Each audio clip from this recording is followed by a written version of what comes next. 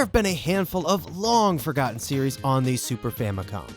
Whether it be RPGs that never came westward, board games that wouldn't find an audience until the release of Mario Party, or just poor release timing, there are just some series that never caught on.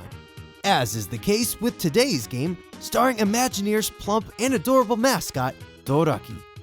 Of the 3 Dolucky games for the system, it is none other than Dolucky no Puzzle Tour 94 that is of particular interest to me.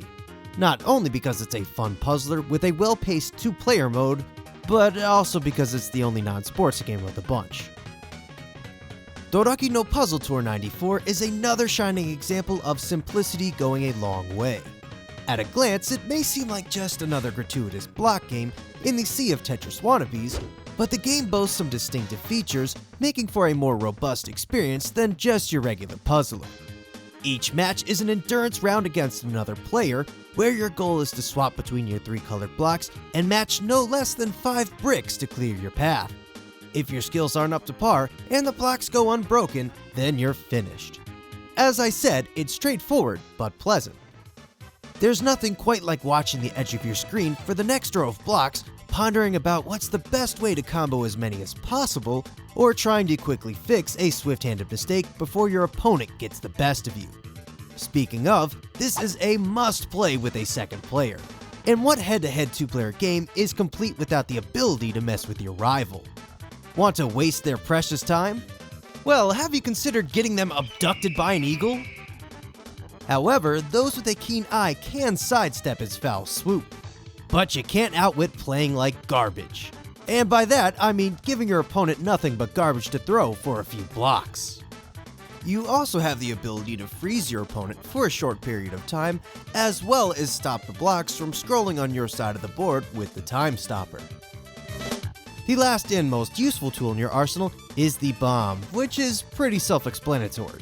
It can clear your screen as a last resort tactic. You start each round with one and can earn more throughout, but be sure to use them wisely. While the list of cannon fodder may be short, it does make way for some tense situations when the odds are against you.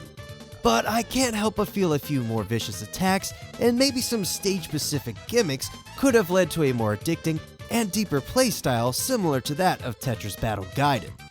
But as the game stands, it skates by with just enough pizzazz to keep one engaged for a few rounds. For 94 on the SNES, this game isn't really shocking or awing anyone in the graphics department.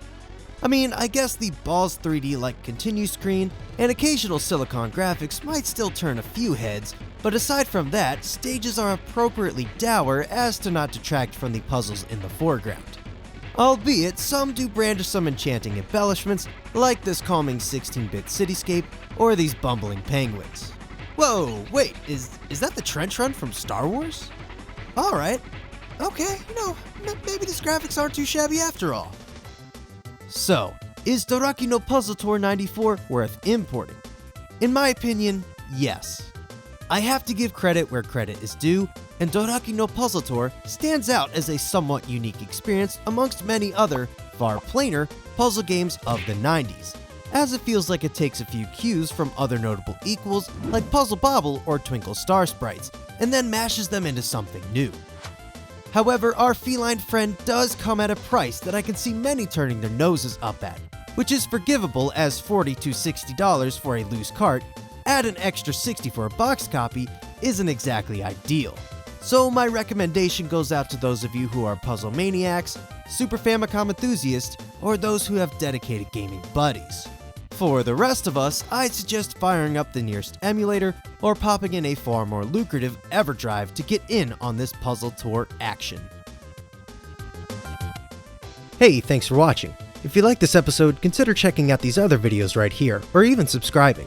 Also, if you'd like to throw me a couple of bucks, you can support the show on Patreon.